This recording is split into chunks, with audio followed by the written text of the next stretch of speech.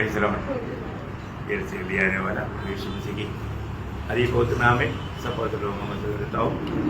प्रभु की बड़ी दया है कि प्रभु ने और भी एक दिन प्रभु का पवित्र उपस्थिति में प्रभु ने हमें लेकर आया। अच्छा चरवा हमें चलाता है, ठीक नहीं? ये दुनिया में जब तक हम रहता है समस्या प्रतिकूल आते रहता है ना। देखिए ऐसे समय में हम एक आनंददायक जीवन बिता पाएंगे, एक सच्चा संतुष्टि का जीवन बिता पाएंगे है?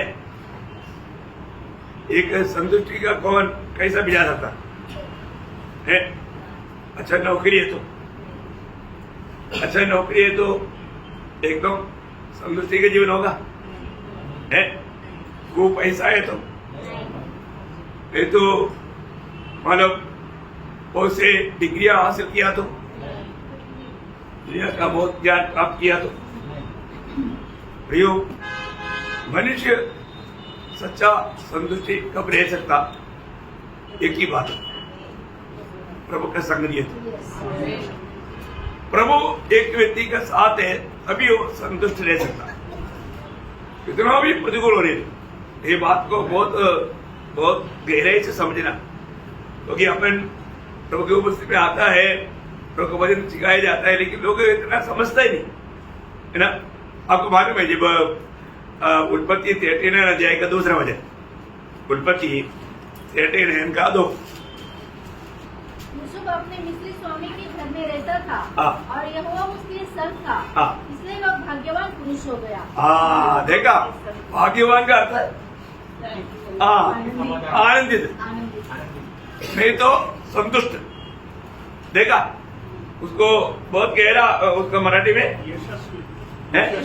यशस्वी, सक्सेसफुल, सक्सेसफुल। देखा सक्सेसफुल जीवन है क्या? सक्सेसफुल है ऐसा देखेगा तो है। अभी आप बताओ कैसा क्या सक्सेसफुल है? अभी आप बताओ। जो सब पहले याकूब का प्यारा बेटा था है ना, उस घर में वो सक्सेसफुल था है? एक प्रकार सोचेगा तो क्यों? पहले पिताजी भी उसको ज्यादा प्यार करता था, इतना भाइयों के बीच में उड़ी मार के चलता था, उस घर में कोई कमी नहीं था है ना। परंतु अभी यहाँ पर एक गुलामी में है वो, अभी वो अपने घर में नहीं, गुलामी में है, इतना तकलीफ में है, अपने मनमानी जम नहीं चलता। लेकिन प्रभु वचन कहता है जोसेफ सक्सेसफुल था, जोसेफ आनंदित था। कारण क्या? प्रभु उसके साथ था। प्रियो ये बात है, मैं आपको बताना चाहता हूँ, हमारे जीवन में अवस्था ऐसा भी प्रतिकूल हो रही दो, और तो अगर प्रभु साथ है तो प्रभु भी ना कभी भी संतुष्ट नहीं होता। और अगर कुछ होता है लगता है तो भी वो थोड़ी देर के लिए होता, वो बना लेने वाला संतुष्टि नहीं हो सकता।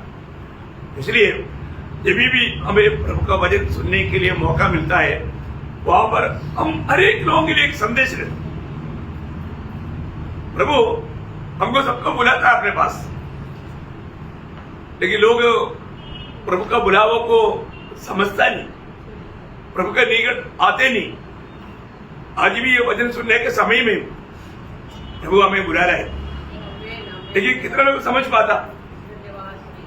बहुत लोग नहीं समझता है ना। जब दूसरा तस्सलोनिकियों दूसरा अध्याय के 14 वचन, दूसरा तस्सलोनिकियों दूसरा अध्याय का 14 वचन, इसके लिए उसने तुम्हें हमारे सुसमाचार के द्वारा बुलाया कि तुम हमारे प्रभु यीशु मसीह की महिमा को प्राप्त करो। देखा आप देखिए, मानो प्रभु बुला रहा है, किसी में बुला रहा है? उदार पाने के लिए, पाने बाद उदार पाने के लिए, बाद में महिमा पाने के लिए। कैसे बुलाया? सुसमाचार के द्वारा। बोले का अर्थ क्या है प्रियो? हम लोग जब प्रभु के उपस्थिति में आता है तो हमें प्रभु एक बुलावा देता है। कैसा? सुसमाचार के द्वारा। जो वचन हमारे पास आता है वो वचन एक बुलावा है। आज प्रभु स्वर्गदूत को भेज कर नहीं बुलाएगा, आज ये वचन के द्वारा प्रभु बुलाता लेकिन बहुत लोग ये बात को नहीं समझते, है ना। यो हमारे जीवन में मैं काम रहा आया, मैं क्या सुन रहा है और ये किसका वजन है, ये बात को जानना बहुत जरूरी बात है। बहुत लोग मतलब वजन सुनने के समय में भी वो समझ नहीं देता, इसलिए उनके जीवन में एक आदर्श नहीं, एक गवाही की जीवन नहीं। मतलब थेसलोनिके मंडली एक आदर्श मंडली था। वो आदर्श मंडली कैसे बना? हाँ, जब कोई पहला थेसलोनिके पहला अध्याय उसका 6 से 8 तुम बड़े देश में हाँ पवित्र आत्मा के आनंद के साथ हाँ वचन को मानकर देखा, तुम बड़े क्लेश में पवित्र आत्मा के आनंद के साथ वचन को माना।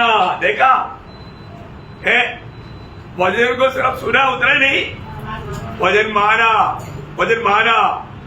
यो सुनने वाले लोग वचन मानना चाहिए। और आगे मानकर हमारी हाँ। प्रभु की सिंचाई करने लगे, हाँ यहाँ तक कि मकेदोनिया हाँ। और अखाया के सब विश्वासियों के लिए हाँ। तुम आदर्श बने। देखा, तुम आदर्श बने, क्योंकि तुम्हारे यहाँ से हाँ। न केवल मकेदोनिया हाँ। और अखाया में प्रभु का वचन सुनाया गया, हाँ। पर तुम्हारे विश्वास की हाँ। जो परमेश्वर पर है हाँ। हर जगह ऐसी चर्चा फैल गई है हाँ। कि हमें कहने की आवश्यकता ही नहीं। यो एक इतना सुंदर बात है, मैं आपको बताना चाहता हूँ। पहली बात, क्लेश में भी बड़े आनंद के साथ वचन सुनकर अमल किया, वचन सुनकर अमल किया। अभी आप देखो, बहुत लोगों के जीवन में कोई क्लेश भी नहीं, फिर भी वचन सुनकर के अमल नहीं करता। कितना दुखदायी बात है ना। ये वचन सुन हमारे प्रभु क्यों सुनाता है प्रियो? उसको अमल करने के लिए। उसका दूसरा देगा तेरा वचन, इसलिए हम भी हाँ परमेश्वर का धन्यवाद निरंतर करते हैं हाँ कि जब हमारे द्वारा हाँ। परमेश्वर के सुसमाचार का वचन हाँ हमारे पास पहुंचा, हाँ तो तुमने उसे मनुष्य का नहीं हाँ, तुम्हें उसको वचन मनुष्य का नहीं परंतु परमेश्वर का वचन समझकर हाँ और सचमुच यह ऐसा ही है हाँ। ग्रहण किया, हाँ। और वह तुम विश्वासियों में हाँ। जो विश्वास रखते हो हाँ। प्रभावशाली। कितना बड़ी बात है, कितना बड़ी बात है। अगर आप प्रभु का वचन को प्रभु का जान करके अगर वो मानो सुनेगा नहीं और उसको अमल नहीं करेगा तो फिर क्या फायदा होगा? आज भी बहुत लोग प्रभु की उपस्थिति में आता है, कई लोग ऐसा लगता ही नहीं कि वो प्रभु की उपस्थिति में आया, कोई प्रभु का गौरव नहीं, है ना प्रियो।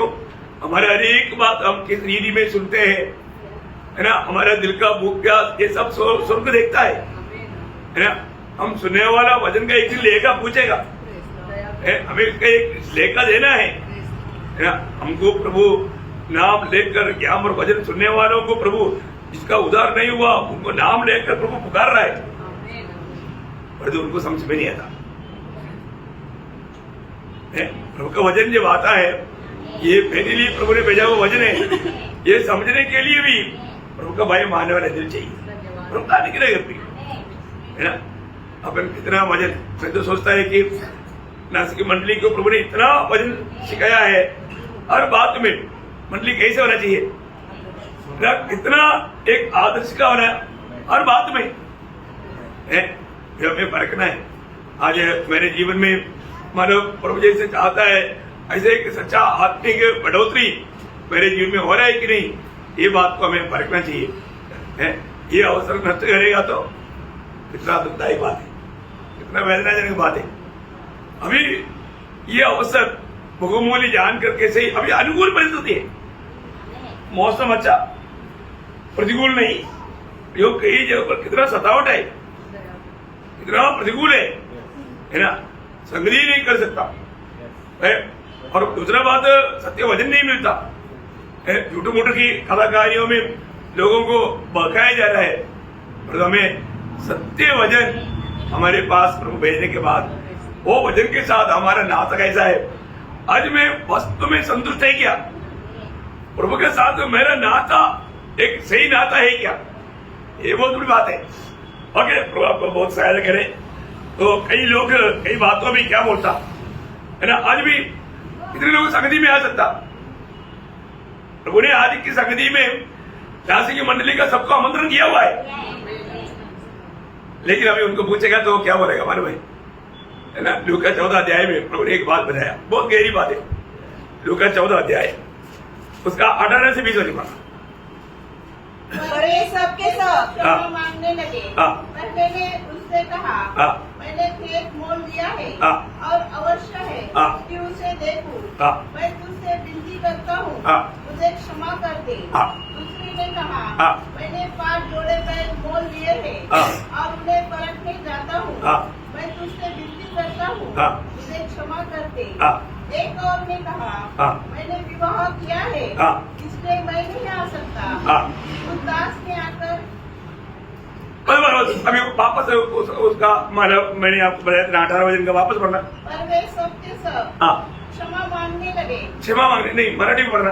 तेव्हा ते सगळे सारखेच निमित्त कारण बताए. कारण बताए, बहाना। हाँ, वो बात, बहाना। देखो, बहाना बोल करके बेचना चाहता है ना। प्रभु ने भोजन तैयार किया, प्रभु ने भोजन मंडली के लिए भोजन तैयार करके बांटने के लिए जा रहा है, बुला रहा है, बजाया हुआ है। 7 बजे मीटिंग है, इंडिया नहीं दिखा, दासों को भेजा, फिर वो लोग दासों को बहाना बोल रहे हैं। देखा, अरे सबके लिए भोजन तैयार, आओ खाओ, लेकिन बहाना। मैं एक बात आपको बताऊं भी, हमारे जीवन में हम लोग ये जो बहाना करता ना, वो न्याय के दिन में लेखा देना पड़ेगा। बहुत भयंकर बात है ना।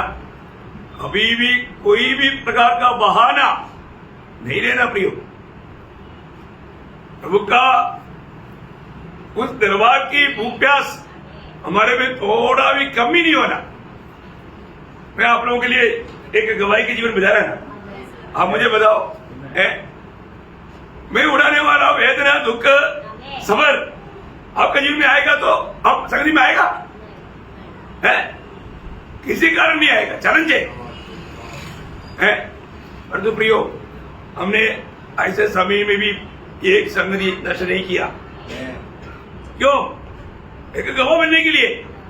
प्रभु का प्रेम विवेश करता है प्रियो, प्रभु का प्रेम विवेश करना चाहिए प्रियो। इसलिए मसीह जीवन को हल्का ना जानना प्रियो। जहां पर दाम देता है वहां पर विजय रहता है।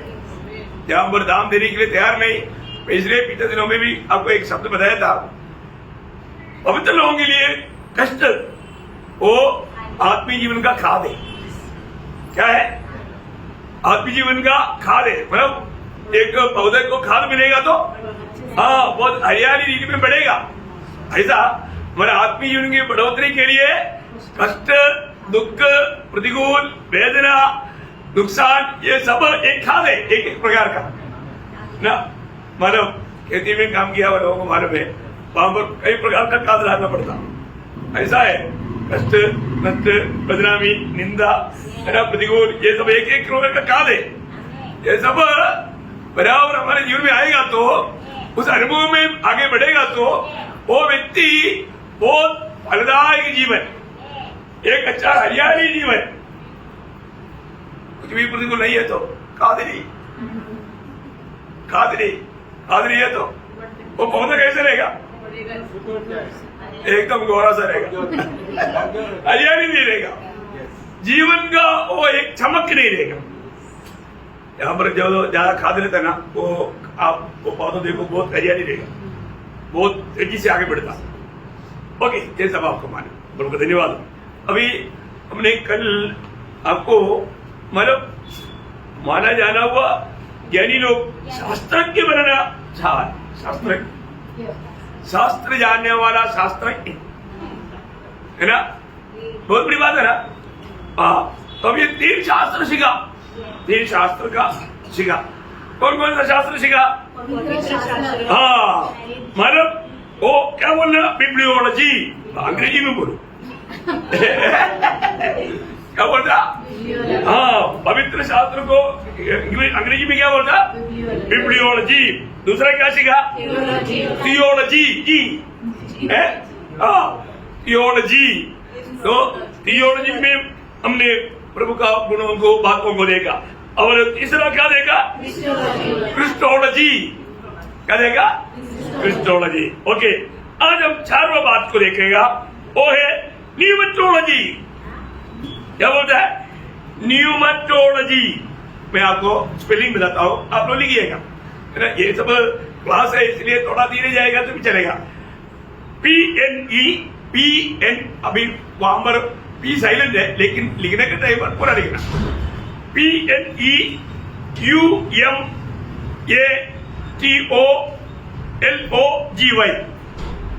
न्यूमेटोलॉजी। अभी आप लोग लिखने के बाद आप लोग भी पढ़कर बताओ क्या बोलेगा? हाँ, न्यूमेटोलॉजी। क्या पढ़ेंगे? न्यूमेटोलॉजी। पढ़ा? लिखा सब लोगों ने? PNEUMATOLOGY। ओके, इसका अर्थ क्या है? हमारे पवित्र आत्मा का शास्त्र। क्या है? पवित्र आत्मा का शास्त्र।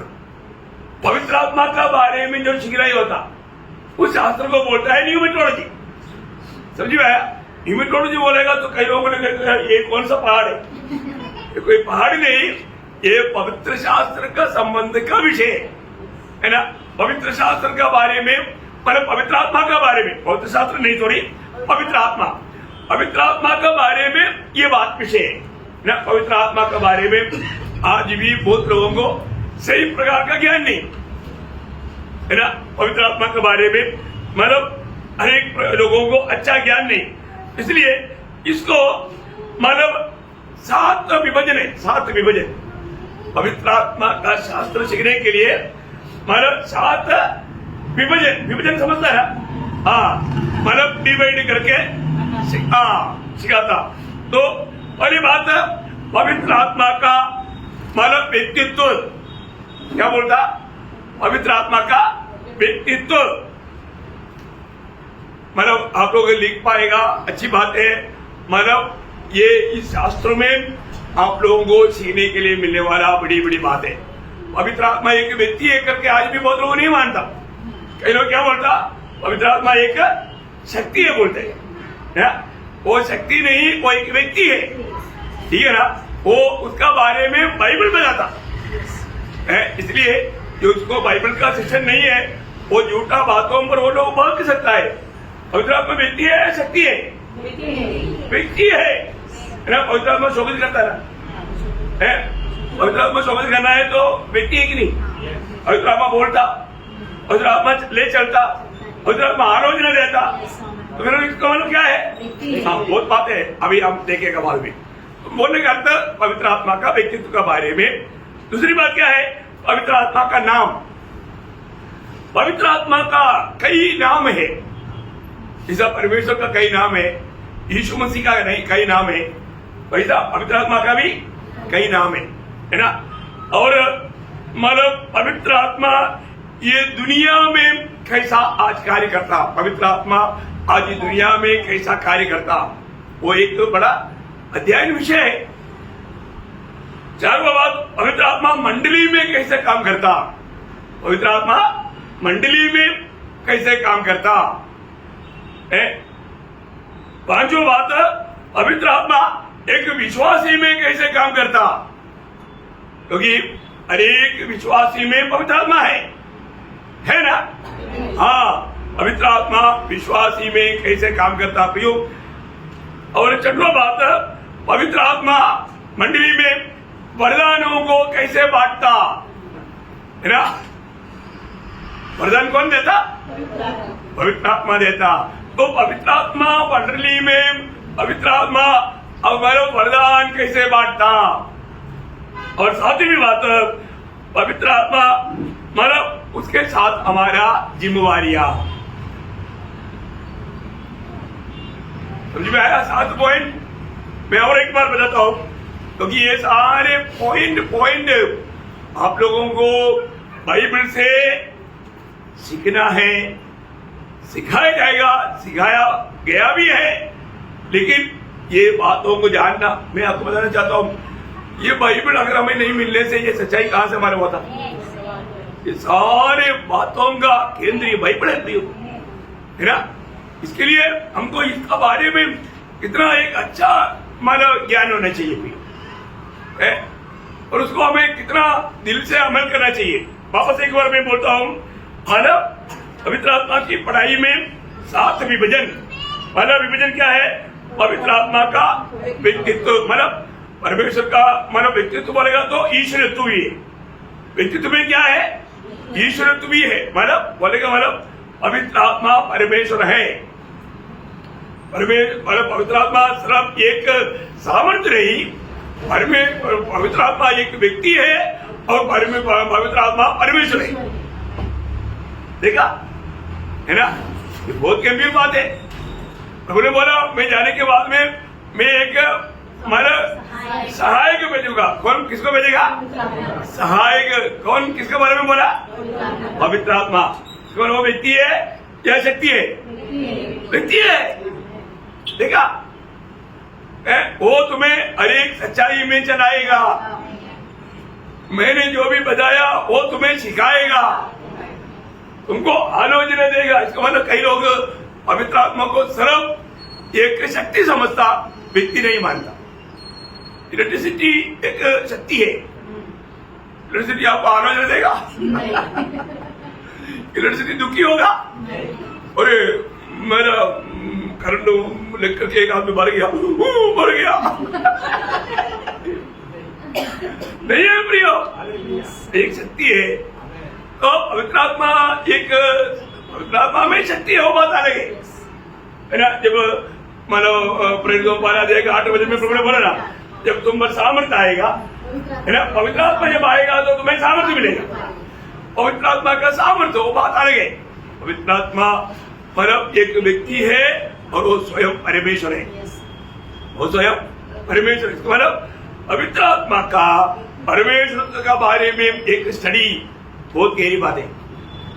आज भी बहुत लोग कई बातों में अनजान है, और ये कहां से मिलेगा? बाइबल से। सिर्फ बाइबल में, दुनिया में और कोई भी ग्रंथ में ये बात नहीं मिलेगा। दूसरी बात क्या है? पवित्र आत्मा का नाम। देखा, पवित्र आत्मा का नाम। अभी आपको मालूम है, यीशु मसीह ने बोला नया जन्म पाया हुआ व्यक्ति हवा का जैसा है। हवा कहां से आया, कहां गया मालूम नहीं। पवित्र आत्मा एक नाम है हवा है। पवित्र आत्मा एक नाम है आग है। पवित्र आत्मा का एक नाम है जल, जीवन जल। नहीं समझा?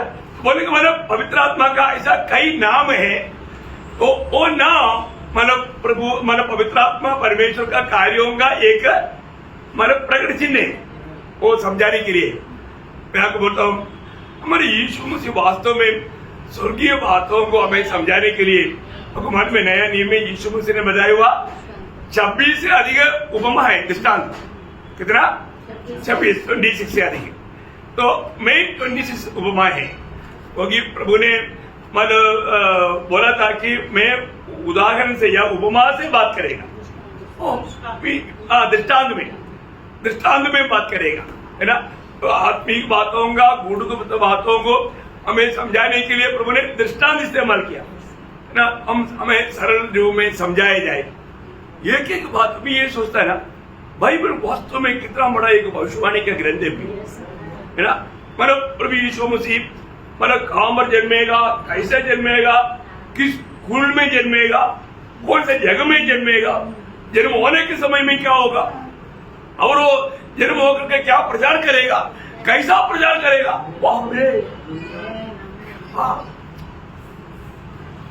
ये कोई हम लोग कोई भावना कर सकता है क्या भैया? और हर एक बात जैसा और एक बात बोलता है कि ये भविष्यवाणी पूरा होने के लिए ऐसा हुआ। देखा,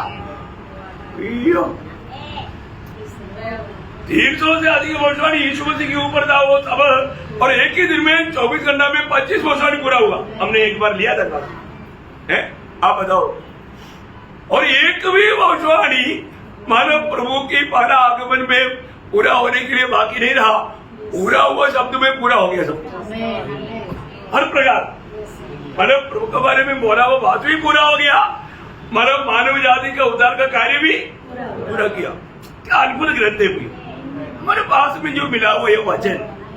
सच में मैं आपको बोलता हूँ, ये वचन का सही प्रकार आप ज्ञान प्राप्त करेगा तो आप वास्तव में स्वर्ग कितना सम्मान करेगा। सिर्फ समझना नहीं, उसका अमल करना। ऐसा नहीं कि मतलब हमने दुनिया का कोई किताब पढ़ करके ज्ञान प्राप्त किया फिर वो मतलब भूला, वो ऐसा नहीं होना चाहिए। ये जो ऊपर का ज्ञान एक्चुअली लोगों को नम्र बना था, इसमें कोई संदेह नहीं। प्रभु का वचन जो भी व्यक्ति समझेगा वो प्रभु का काम में आएगा। और तीसरा बात क्या बोला, पवित्र आत्मा दुनिया में आज कैसा काम करता, ठीक है ना। दुनिया में प्रभु का आत्मा करने वाला, आपको मालूम है जब प्रभु ने पहला धरती को पानी से ढक करके कदम किया, लेकिन वो नाश न होने के लिए वहां पर एक काम हुआ था, पवित्र आत्मा के ऊपर मंडलाता था। देखा, पवित्र आत्मा वहां पर मंडलाता था, इसलिए वो नष्ट नहीं हुआ, नहीं तो बर्बाद होता। एक अंडा ऐसा रहेगा तो मतलब खराब हो जाएगा, और जो मुर्गी के अंदर रहेगा तो, मुर्गी के नीचे रहेगा तो हाँ वो खराब नहीं होता। और एक नया बच्चा बाहर आता ऐसा, मतलब धरती के ऊपर पवित्र आत्मा मंडराता था, इसलिए एक नया मृत्यु बाहर आया। ये पवित्र आत्मा का काम मतलब जैसा मुर्गी अंडे के ऊपर बैठ करके मतलब एक बच्चा बाहर आता, वैसा पृथ्वी के ऊपर मतलब पानी के ऊपर पवित्र आत्मा मंडराने के कारण मृत्यु बाहर आए। ये प्रभु का आत्मा का काम है ना। और चारों आपने क्या देखा, पवित्र आत्मा मंडली में। आज पवित्र आत्मा मंडली में कैसा काम करता है ना। यो पूर्ण रूप में मंडली का पूरा कारवार, पूरा अगुवाई मंडली का पवित्र आत्मा है। आत्मा के कहना मानना प्रियो। रोमियो 8:14 क्या बोलता, जितने लोग आत्मा की चलाए चलता है वही परमेश्वर का संतान है। तो मंडली जीवन बोलेगा तो एक प्रकार आत्मा से चलाए जाने वाला जीवन है। पूर्ण रूप में आज प्रभु के आत्मा का कंट्रोल में होना, और ऐसे नहीं है तो मंडली जीवन सही नहीं पियो, तो एक सच्चा मंडली जीवन में नहीं। आज बहुत लोग आत्मा का मंडली जीवन में आत्मा का अगुवाई के विषय में अनजान है। और हमने 5वां क्या बोल देगा, हाँ, एक विश्वास में पवित्र आत्मा, एक विश्वासी में पवित्र आत्मा कैसा कार्य करता है। एक विश्वासी में आज आत्मा का कंट्रोल होना, आत्मा का नियंत्रण में उनका जीवन होना बहुत बड़ी बात है। इसलिए आत्मा से भरो बोला, रोज आत्मा में भरने की जरूरत है। आत्मा में अगर आप भर गया तो आप जरूर आत्मा में चलेगा, है ना, ये पक्की बात। और 6वां बात हमने देखा, मतलब मंडली में प्रभु पवित्र आत्मा के द्वारा वरदान देता। वरदान कौन देता, पवित्र आत्मा। मैंने आपको याद है 1 कोरिन्थियों 12:11, है ना। मैं वो सारा वचन अभी नहीं पढ़ना चाहता, एक विषय सब्जेक्ट आपको समझना है, इसके लिए मैं आपको बताना चाहता हूँ। और 7वीं बात, पवित्र आत्मा के साथ हमारा जिम्मेवारियां। अनेक लोग आत्मा पाए हुए लोग आत्मा का अधीन होना, आज भी आत्मा पाया लेकिन आत्मा का अधीन नहीं रहता। आत्मा के अनुसार चलो, आत्मा के अनुसार नहीं चलेगा तो आप शैतान की इच्छा पूरा करेगा, प्रभु का महिमा नहीं होगा। ओके, अभी कितना शास्त्र हो गया, 4 शास्त्र का विषय भी आपको दिया, और ये भी प्रभु ने आपको दिया।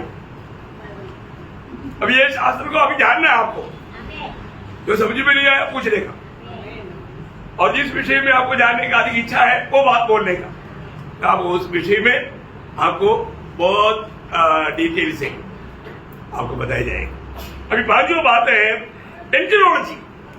क्या है, यह दूध शास्त्र, एंजेलॉजी समझ में आता। हाँ, तो मैं आपको स्पेलिंग बताऊं, ANGELOGY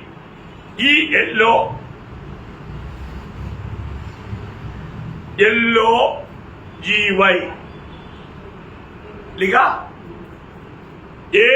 ANGELO फिर LOGY। अभी आप लोग लिखने के बाद पढ़ो, हाँ, एंजेलॉजी क्या है। कई लोगों को ये बोलने के लिए प्रोनाउंसिएशन में दिक्कत आया था, इसलिए मैं आपको बोलने के लिए बोला। ओके, नो प्रॉब्लम, आप ऐसा नहीं बोला तो भी कोई बात नहीं, समझना चाहिए विषय। इसका मतलब दूध शास्त्र। दूध के बारे में लोगों को बिल्कुल अधिक ज्ञान नहीं है ना। विश्वासी लोगों में भी बहुत लोगों को उसका बारे में सही प्रकार का ज्ञान नहीं। तो दूध बोलेगा तो पवित्र दूध भी है, पाप किया हुआ दूध भी है। दो प्रकार का दूध है, एक प्रकार बोलेगा, पहला दो डिविडेशन, एक पवित्र दूध है, दूसरा पाप किया हुआ दूध है। पाप किया हुआ दूध कौन है? पाप किया हुआ दूध देखा, शैतान के साथ गिर गया, मतलब शैतान की धोखे में पड़ा हुआ दूध का, ठीक है ना। दूसरा पाप किया हुआ दूध है, वो अलग बात है। एक और वैरायटी है, कौन सा? उत्पत्ति 6 अध्याय में वो जो दूध है अलग दूध है, ठीक है ना। शादी किया वो दूध अलग दूध है, और जो लूसीफर के साथ जो गिरा वो एक करीब 1/3 दूध गिरा। जितना दूध संजय है उसका 1/3 गिरा। बहुत अभी उसका डिटेल आप लोगों को कुछ तो प्रकाशित वाक्य का स्टडी में मिला है, फिर भी अगर ये स्टडी आप मांगेगा आपको बहुत गहराई से ये विषय, एक विषय एक महीने रहेगा, आप लोगों का डिपार्टमेंट के ऊपर सिखाया जाएगा। तो इसमें मतलब ये दूध, अब ये दूधों का संज्ञा बोलेगा तो एक छोटा आपको समझने के लिए एक संज्ञा का वर्णन, जब 68 का 17 वचन पढ़ना, 68 का 17 वचन। परमेश्वर की रथ 20,000 हाँ। वरन हजारों हजार है। ऐसा है, इतना ही है। प्रभु उनके बीच में है। मराठी में पढ़ना। देवाचे रथ 20,000 आहे, हाँ। हजारों हजार आहे। हजारों हजार। मतलब वाकई करोड़ों करोड़ आना चाहिए। अभी अपना संज्ञा में आया हुआ परिभाषा में बहुत फर्क है। हजारों हजार मतलब 1000 इंटू 1000 प्लस करोड़ों इंटू करोड़, इतना संज्ञा उसमें अभी आपका परिभाषा में नहीं आया। ओरिजिनल परिभाषा में ऐसे दिया है 1000 इंटू 1000, वो संज्ञा भी बोलना मुश्किल है, और प्लस करोड़ों इंटू करोड़, कितना कौन बोलेगा? नहीं बोल सकते। ऐसा एक मैं ऐसा संज्ञा अभी बहुत बात है, मैं आपको बताऊंगा। अभी इन दूधों को 4 डिवीजन है। कितना? 4 डिवीजन। बहुत ध्यान से सुनना, दूधों का 4 डिवीजन। अभी हमने एक तो का मतलब पवित्र और पावी, और जो सही दूध है, जो मतलब पवित्र दूध है, उनका 4 डिवीजन है। 4 डिवीजन कौन कौन सा है? एक सादा दूध, कैसा? सादा दूध, साधारण दूध, समझ गया। दूसरा प्रधान दूध, मतलब सादा दूधों के ऊपर का दिया, मतलब एक एक प्रधान दूध के नीचे करोड़ों दूध गणे, वो दूध को सादा दूध बोला, और तो उनके ऊपर प्रधान दूध। अभी आपको मालूम होगा जब यूदा उसका 9 वचन पढ़ना। परंतु प्रधान स्वर्गदूत, प्रधान स्वर्गदूत, मतलब प्रधान स्वर्गदूत बोलेगा तो बहुत से दूधों के ऊपर का बड़ा अधिकारी है ना। तो वो पहला थिस्सलुनीके 4 अध्याय का 16 वचन। क्योंकि प्रभु आपकी सुरक्षा करेगा। प्रधान दूत का शब्द सुनाई। प्रधान दूध का शब्द, मतलब वहां पर प्रभु के आगमन में ये प्रधान दूध लोग रहेगा बोलने का। तो प्रधान दूध के साथ बाकी कौन है? बाकी दूधगण भी है, नहीं समझा? बहुत भारी आगमन है। ये बात बहुत वजन है, मैं अभी रेफरेंस पूरा पढ़ने की जरूरत नहीं, बाकी क्लास के टाइम पर। दानियल 10 अध्याय का 13 वचन, उसका 21 वचन, 12 अध्याय का 1 वचन, ऐसा बहुत जगह पर ये प्रधान दूध के बारे में। प्रधान दूध एक मिखाएल है और एक गब्रियल है, ये सब प्रधान दूधों में आता है। ओके, तो और तीसरा शराबगण, क्या है? शराबगण। आपको समझने के लिए यशायाह 6 अध्याय का 2 वचन पढ़ेगी। यशायाह उससे ऊंचों पर शराब दिखाई दिए। क्या दिखाई दिया? शराब दिखाई दिए। अच्छे वजन भी बना।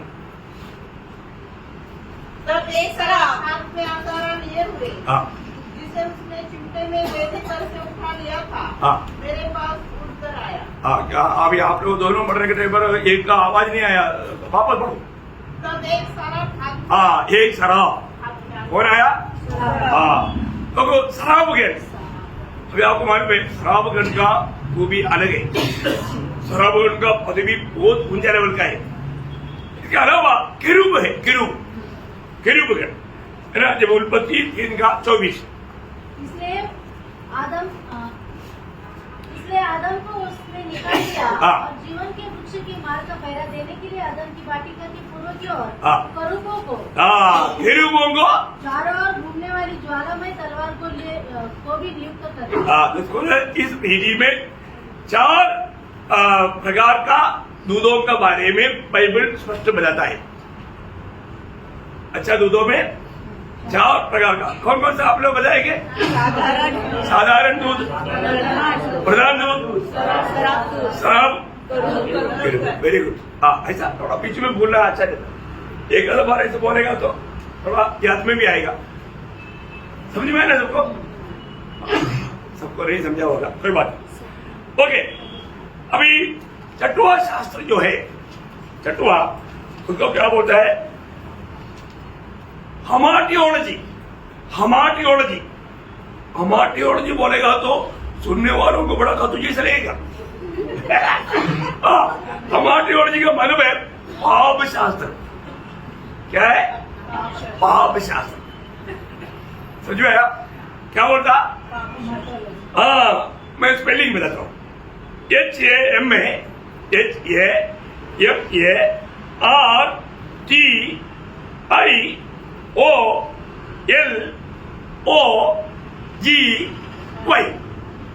अभी आप लोग पढ़ो। हमाटियोलॉजी। अभी पढ़ने में आए ना, अभी आप लोगों के पास लिखित मिल गया। हमाटियोलॉजी का अर्थ क्या है? पाप शास्त्र। देखो, दुनिया में कहीं भी जाएगा तो ये शास्त्र नहीं मिलेगा। ये शास्त्र सिर्फ बाइबल से मिलेगा आपको। हाँ, फिर आप साइंटिस्ट है कि नहीं? आपने क्या ढूंढ निकाला भाई? आपने क्या ढूंढ निकाला? कोई हल्की बात है क्या? अरे अभी आपको यहाँ पर ये सब मुफ्त में मिला, इसका मतलब कोई मूल्य नहीं से नहीं है। यही बात है। मेरे पास मतलब एक मतलब ये परीक्षा लेने वाला एक लेडी आया था। बाइबल के बारे में कुछ जानना है?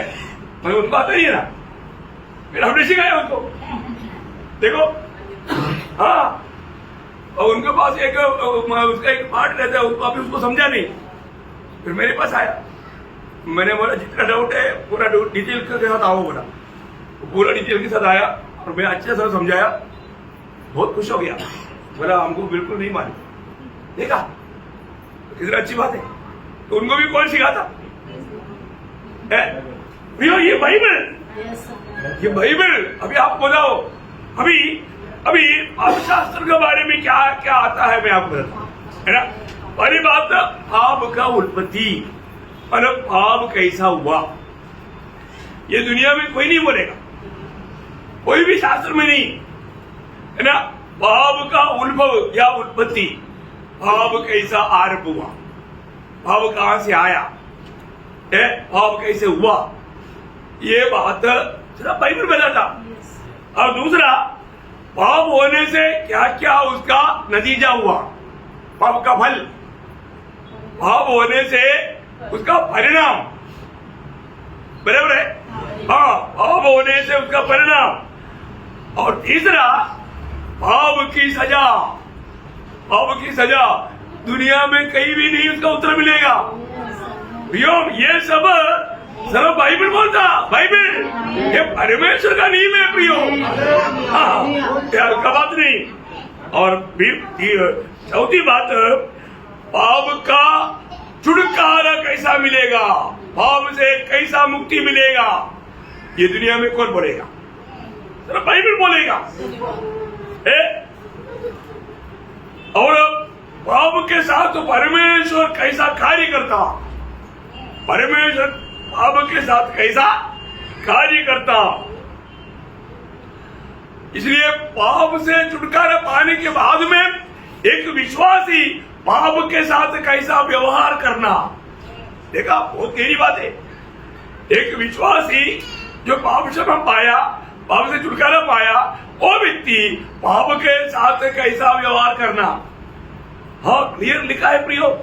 ये बात ध्यान में जरूरी बात है, गंभीर विषय है। तो ये जो हमें थियोलॉजी पवित्र लोग बहुत गहराई में सीखना चाहिए, हाँ बहुत गहरा विषय हो।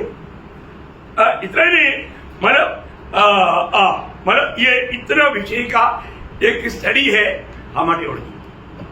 क्या बोला है, सीखने वाला बात है कि नहीं? मैं इसलिए आपको बताया ना, हमें संतुष्ट करने वाला बात धन नहीं, ये दुनिया का कोई भी ज्ञान नहीं, ये दुनिया से मिलने वाला कोई बात नहीं, सिर्फ प्रभु का साथ का संग दिए हमें संतुष्ट बनाता। इसलिए प्रियो, हमें प्रभु से दूर करने वाला बात पाप है। इसलिए विषय बहुत गंभीर विषय है। सीखना सीखना सिखाने के लिए तैयार है, सीखने के लिए तैयार है क्या? आपको कितना शास्त्र सिखाया अभी तक 6 बात हो गया। 7वीं बात मैं आज पूरा बताऊंगा। मेरे को क्यों कल किसी ने बोला पूरा बताना, आज मैं पूरा बता कर छोड़ेगा। मतलब आपको नाम तो कम से कम बताओ। ओके, अभी 7वीं बात है ना, एंथ्रोपोलॉजी। एंथ्रोपोलॉजी क्या सब्जेक्ट है? बताओ। एंथ्रोपोलॉजी बोलेगा तो आपको लगेगा कौन सा बंदर की बात है? अरे एंथ्रोपोलॉजी बोलेगा तो नरवंश शास्त्र, मतलब मानवीय शास्त्र। नरवंश, नर बोलेगा तो मनुष्य, नरवंश शास्त्र को बोलता है एंथ्रोपोलॉजी। देखा ये, अरे कम से कम ये शब्द सुनने के सीखने के टाइम पर तो कितना खुशी होना चाहिए। ये क्या है? मैं स्पेलिंग बोलता हूँ, ANTHROPOLOGY,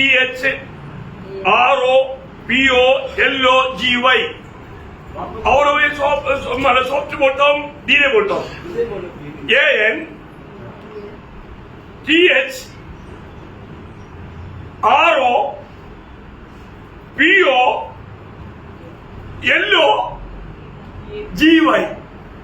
अभी आप लोग पढ़ो। हाँ देखा, सब लोग पढ़ा, एक भी स्पेलिंग कट नहीं मारना, पूरा लिखना। एंथ्रोपोलॉजी क्या बोलता? एंथ्रोपोलॉजी, इसका मतलब मानव कुल का चरित्र, उसका शास्त्र। मानव कुल का चरित्र और शास्त्र कहाँ मिलेगा? बाइबल में। बाइबल में आपका ग्रैंडफादर का नाम जानने वाला एक भी व्यक्ति है तो बोलो। ये ना, पर तो बाइबल में मनुष्य आदम से ना, बाप रे, क्या आप लोग के हाथ में क्या मिला? आप लोग बाहर नहीं, आप लोग लापरवाही करता है। बाइबल हमेशा पढ़ो ना, इतना महान अद्भुत ग्रंथ है ना। तो इसमें नंबर 1 बात, इसके अंदर विषय क्या क्या है? और ये बात, मनुष्य का उत्पत्ति कैसे हुआ? बंदर से नहीं आया प्रियो, वो बंदर तियरी से पहले होकर के कचरादारी में चला गया। नहीं समझा? कई लोग बोलते हमारा ग्रैंडफादर बंदर है, तू बंदर ही है, तू सुधरेगा नहीं। और अभी क्लियर बाइबल बना हुआ बात सत्य करके साइंस एग्री कर दिया। एग्री करना पड़ेगा ना, तो ये वचन प्रभु का वचन है। हाँ क्या बात है? तो इसको मतलब मनुष्य का उत्पत्ति प्रभु का वचन बोलता है, प्रभु ने बनाया, प्रभु ने हाथ से बनाया, अपनी स्वरूप और छाया में बनाया, वो है सच्चाई बात है ना। और नर और नारी करके बनाया। उसका मतलब मनुष्य के उत्पत्ति का सच्चा विवरण देने वाला दुनिया में एकमात्र ग्रंथ बाइबल है प्रियो। बाकी इधर उधर से कोई भी कुछ बोलता है तो इधर से चोरी करके बोलता है, बाकी उनका सच्चाई नहीं है। अच्छा, फिर मनुष्य कैसे गिर गया, मनुष्य कैसे पापी बना, बाइबल बोलता है। मनुष्य को नहीं, बाकी लोगों को नहीं मालूम मनुष्य कैसे पाप में गिरा, है ना। मनुष्य को पापी होकर के प्रभु ने नहीं समझा, और जो पापी बन गया कैसे बना वो बाइबल बोलता। आपको मालूम है ना? नहीं मालूम है तो मैं दोबारा क्लास शुरू करा। तो उधर पाए व्यक्ति को मालूम होना ही चाहिए। तो आप बोलते हैं नहीं मालूम है, मैं वापस करूंगा ना, मुझे क्या दिक्कत है। ओके, और तीसरा मतलब मनुष्य के लिए परमेश्वर ने छुटकारे का कार्य कैसे किया मनुष्य के संबंध में, ये इस एंथ्रोपोलॉजी में है, सीखने वाला सब्जेक्ट है। परमेश्वर ने मनुष्य को छुटकारा का कार्य कैसे प्रबंध किया, और आत्मा, मनुष्य में आत्मा है, वो आत्मा का आनंद था, इंटरनिटी। मनुष्य की आत्मा भी मरता नहीं, वो हमेशा हमेशा बना रहने वाला है। और मनुष्य का मरने के बाद का जीवन का, मनुष्य का मरने के बाद का जीवन कहा, इतना सब्जेक्ट है एंथ्रोपोलॉजी। समझ में आया? कितना सब्जेक्ट है? 5 सब्जेक्ट है। देखा, ये 5 सब्जेक्ट आप सीखा, आप एक एंथ्रोपोलॉजिस्ट थे। क्या बोलता? आपको इधर बैठा हुआ तकरीबन सब लोग एंथ्रोपोलॉजिस्ट है। आपके पास आप कितना बड़ा शास्त्रज्ञ है, आपको समझता नहीं। आप कौन है आपको ही नहीं समझता। ये तो बोले ना, ये हाथी को ना, हाथी को बड़ा कान दिया। क्यों कान दिया? छोटा आंख दिया और कान बड़ा दिया। क्यों दिया ऐसा? हाँ, वो कूद को ना देखे। आप लोग नहीं देखा, अब स्कूल में नहीं पढ़ा। देखा, एक आदमी को मालूम, वो कूद को देख लिया तो हाथी गरुड़ करेगा। बोले तू क्या मेरे सामने सबको। बाप रे, आप अभी कितना शास्त्र सीखा अभी 7 बात, अब जल्दी करेगी अपन, मतलब इतना जाए इतना नहीं जाना चाहिए था। ओके, अभी 8वां बात क्या है कि मतलब सोटीरियोलॉजी, थोड़ा बोलने के लिए दिक्कत है, ये तो शास्त्र की बात है, शास्त्र की बात है। क्या बोलता? सोटीरियोलॉजी। सोटीरियोलॉजी बोलेगा तो रक्षा तत्व शास्त्र, उदार का शास्त्र, उद्धार का शास्त्र, उसको क्या बोलता? मैं स्पेलिंग बताता हूँ, फिर आप लोग पढ़कर मुझे बताओ।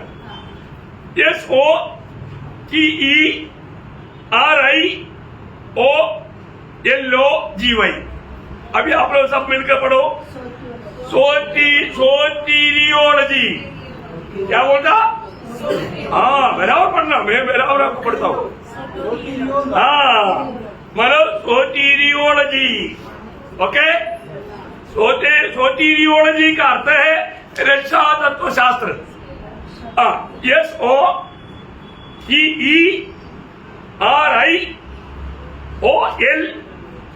SOTERIOLOGY मिल गया? अभी आप लोग सब पढ़कर देखो, आप लोग अंग्रेजी भी पढ़ना सिखाएंगे ना। कितना बड़ी बात है। क्या साहब, आपने क्या कर दिया। ओके, तो अभी ये है रक्षा तत्व शास्त्र। रक्षा उद्धार का शास्त्र, उद्धार का शास्त्र, उद्धार का शास्त्र दुनिया में किसी को नहीं मालूम। नहीं तो ये नहीं बोलता था शिरडी जाओ, अमृतसर जाओ, हिमाचल जाओ, नहीं बोलता, मालूम नहीं है यार। आपको ये सब शास्त्र मालूम, और आप ये बोलने के लिए तैयार थे। अरे सिखाओ, दुनिया को सिखाओ भाई।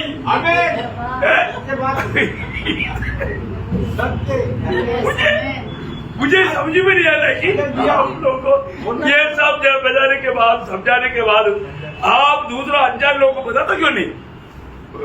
बताना। अच्छा, इसमें क्या क्या आता? मतलब मानव का उद्धार का विस्तार विषय। उद्धार करता कौन? उद्धार का मार्ग कैसा? उदार में परमेश्वर का भाग और उदार का निर्णय। त्रिकार मीन्स 3 प्रकार का उदार। वापस पढ़ा तो आप लोग ये बहुत गहरा विषय है, ये सब विषय पर आप लोगों को अभी टेस्ट लेने वाला मैं। मतलब पहला बात उदार का मतलब व्याख्या या उदार का कार्य, उदार का विषयगण और उदारकर्ता। दूसरा पॉइंट उदारकर्ता कौन, उदारकर्ता। और तीसरा उदार का मार्ग, उदार का मार्ग। और चौथा मतलब उदार में त्रिएक परमेश्वर का भाग। उदार करने में त्रिएक परमेश्वर का भाग है ना। हाँ, पिता ने पहले हमें जगत को चुना और पुत्र के पास लाया, पुत्र ने हमको स्वीकारा, उसका उद्धार किया, पवित्र आत्मा ने उस पर छाप डाला। नहीं समझा? उद्धार का त्रिएक परमेश्वर का भाग है। त्रिएक परमेश्वर मिलकर के उद्धार करता। उसमें एक प्रकार बोलेगा तो साकर भी हमारा भी भाग है। वो अभी छुपा रहने दो, बाद में समझाएगी। और उद्धार का निर्णय, एक व्यक्ति को उद्धार का निर्णय कैसे मिलेगा है। और 3 प्रकार का उद्धार मतलब आत्मा, प्राण, देही, मतलब आत्मा, प्राण, शरीर। 3 प्रकार का उद्धार, ये सब उद्धार के अंदर का सब्जेक्ट है। और भिन्न भिन्न युगों में उद्धार का कार्य। अभी मतलब अब तुम्हारे में बाइबल में कई युग है। व्यवस्था का युग, निष्पाप युग है, मतलब कृपा युग, सहस्राब्द युग। आप लोगों को मैंने युगों के बारे में एक क्लास लिया है। आगे भी लूंगा, ऐसा पता नहीं आपको, जिसको यही पद्धति में ये सब आएगा। इतना विषय है ये सोटेरियोलॉजी में। समझ में आया? समझ में आया? विषय सब लिख दिया ना। ये सब अभी मैं पूछेगा, अभी मैं आपको किसको पूछेगा उदार का मार्ग क्या है, तो आपको बोलना है, क्योंकि ये तो आपको सिखाया वो बात है। Praise Lord. अभी आपको बाइबल से सीख करके बोलना है। अभी एक को अभी मैं सब्जेक्ट दूंगा, दो भाई सिखाओ। फिर क्या सिखा अभी तक? सब सिखाया वो बात है ना। हाँ, ओके। अभी 9वां बात,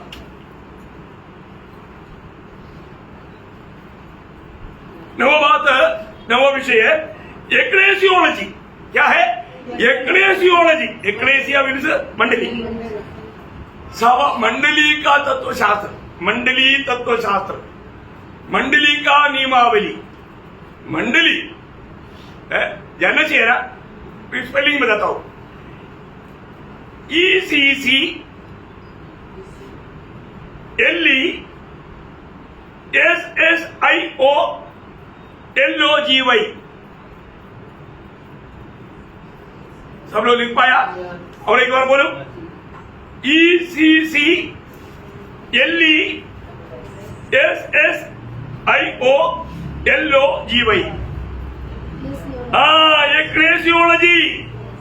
देखा मैं कितना सॉफ्ट बोलता, आप लोग बड़ा बोलता।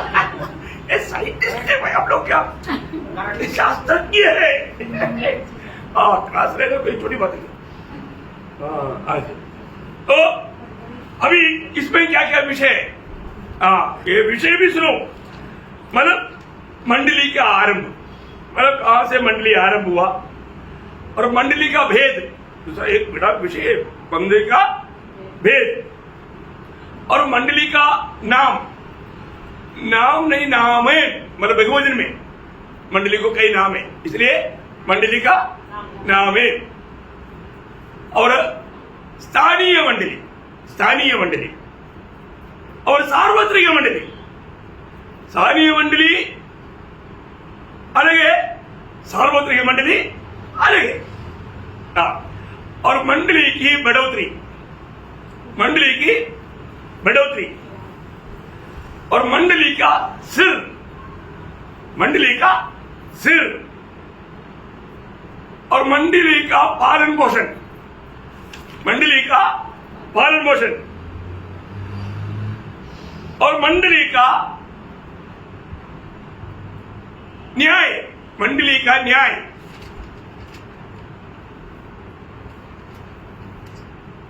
और मंडली का भविष्य, मंडली का भविष्य। इतना विषय आपको एक्लेसियोलॉजी में सीखना है। हाँ, अरे एक सब्जेक्ट सीखो भैया, आप सीखने के बाद आप एक अच्छा उस्ताद बनेगा, अच्छा प्रोफेसर बनेगा, अच्छा टीचर बनेगा। सीखना है ना? ओके, अभी दूसरी बात, अभी आप देखो टाइम बहुत ज्यादा हो रहा है।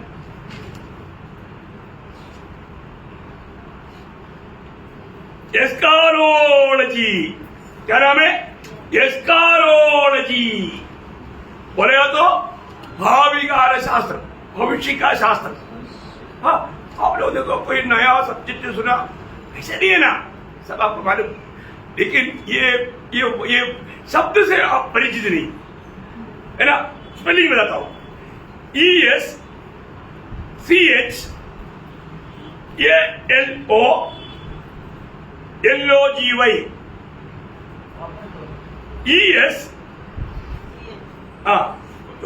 शुरू से बोलता हूं, ESCHALO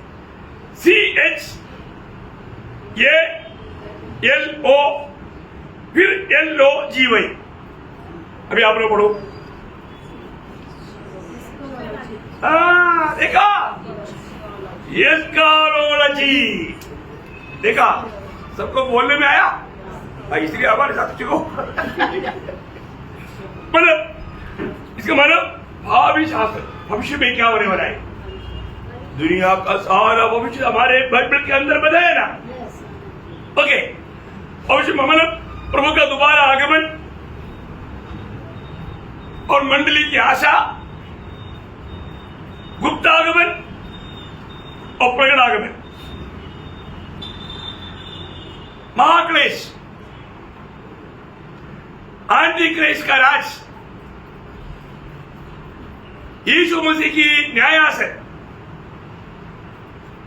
मेमने का शादी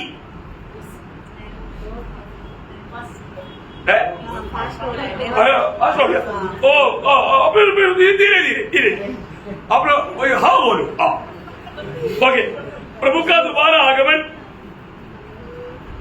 पहला बात है मंडली की आशा,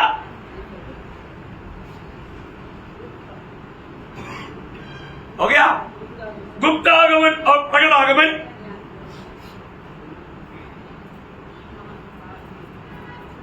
हो गया। महाक्लेश, आंधी क्लेश का राज,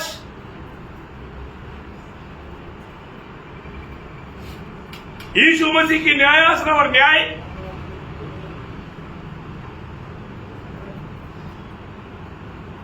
मेमने की शादी,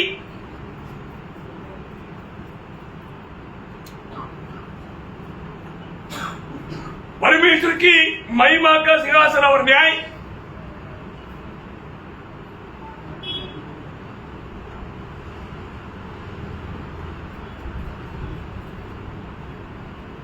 नेक्स्ट स्वयं सिंहासन और उसका न्याय,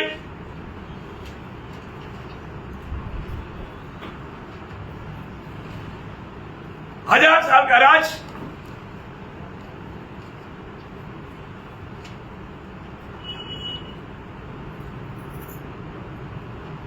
नया आकाश और नया मृत्यु,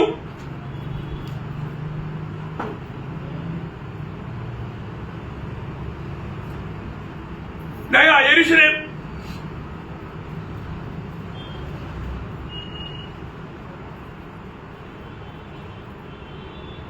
स्वर्ग नरक,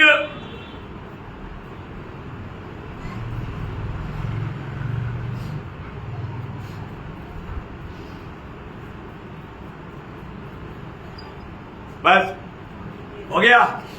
बहुत गंभीर बात है ना, एक एक विषय को लेकर के हम एक एक हफ्ता सीखेगा तो भी खत्म हो। क्या बात, इसलिए सीखने के लिए आपको पूरा छूट आत्मा का अगुवाई भी सीखना। ओके, 11वीं बात, हाँ, कॉस्मोलॉजी। क्या बोलता? कॉस्मोलॉजी। कॉस्मोलॉजी सुना है कभी? मतलब प्रपंचोत्पत्ति का शास्त्र। प्रपंच कैसे बना, यूनिवर्सल कैसे बना, प्रपंच उत्पत्ति का शास्त्र, उसको बोलता है कॉस्मोलॉजी। बाप रे, क्या बता रहे पड़ेगा। स्पेलिंग बताओ।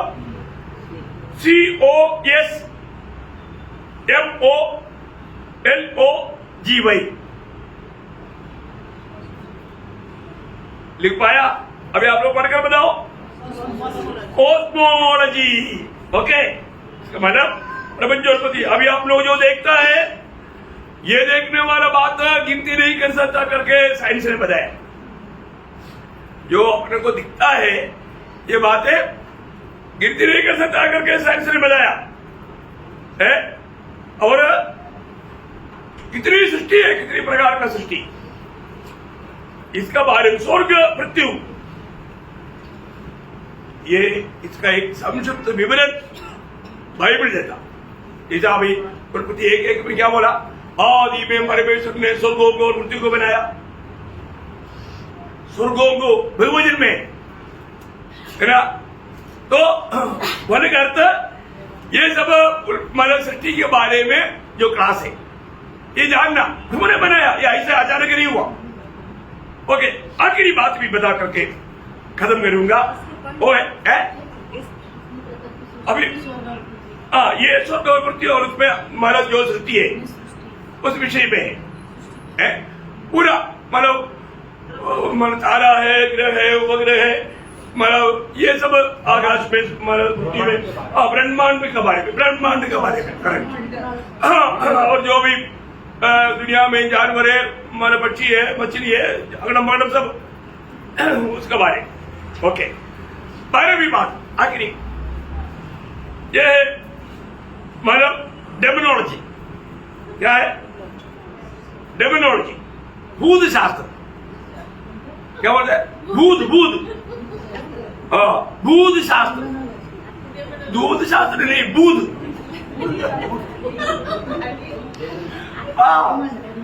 बराबर बराबर समझना। उसमें इतना दुष्टात्मा था, उसको बोलता है बूध। लेगियोन लगा हुआ था। लेगियोन क्या है? बूध है, बूध। बूध आत्मा, उसका विवरण है। मानव आपको मालूम है ना, जो आत्मिक आत्मा का संबंध तो 3 जीवी है। आत्मा है ना, एक आत्मस्वरूपी परमेश्वर आत्मा है। उसी प्रकार स्वर्गदूत आत्मा है, स्वर्गदूत आत्मा है। इसी प्रकार ये दुरात्मा है या एक बुध आत्मा है, ये भी आत्मा है।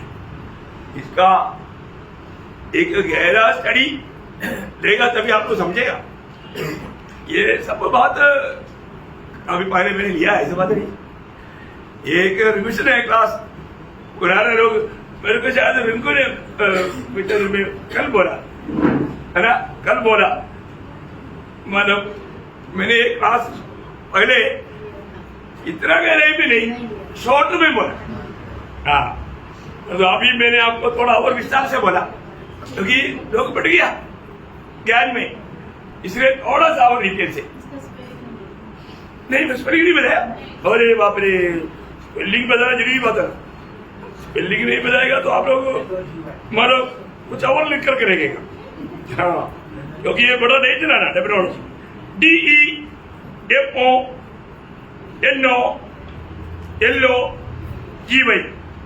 और एक बार DEMONOLOGY।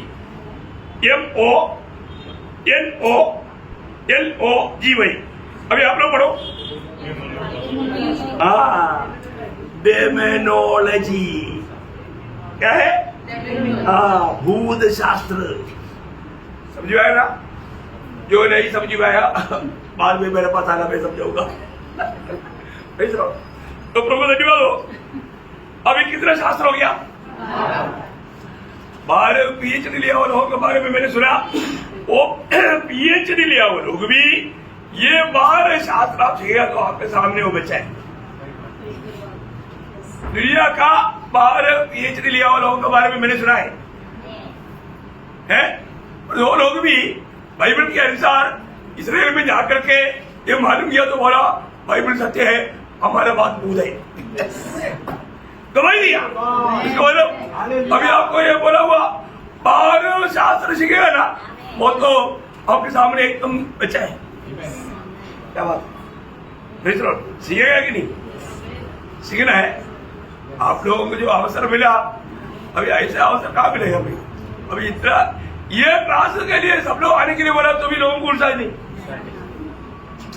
अभी मैं फिर भी शॉर्ट में नहीं गया, मेरे को टाइम थोड़ा अपना डिसिप्लिन पालन करना है नहीं तो मैं एक विषय अभी इसका विषय पर जाएगा तो पूछो मत। ये तो मैंने अभी एक पॉइंट मतलब एक सब्जेक्ट दिया उसमें एक विषय का। अभी आपको ये बात पर स्टडी करना और जो बात नहीं समझ में आया मेरे पास आना, मैं उसका डिटेल मिलाऊंगा। हाँ, अगर किसी को इसमें से कोई भी विषय पर ज्यादा क्लास चाहिए अब बोलो, अपन मंडली के लिए क्लास शुरू करेगा। अभी मैं आपको बताऊं मेरे पास इसका एक बड़ा किताब है, ये बाइबल का कम से कम 4 गुना बड़ा है। हाँ, मैं आपको चाहे तो मैं कल लाकर दिखाता हूँ। मैं कुछ दिन ये पढ़ने के लिए किसी और अपने ताकतवर को भी दिया था, बोले का प्रियो बहुत गहरी बात है, ये सब सीखने के लिए कितना टाइम चाहिए? ये सब ये लोगों को लगता है कि क्या है प्रचार करना बहुत आसानी बात है। आसानी बात है क्या? बाप रे, वाह, प्रभु का कृपा है प्रियो।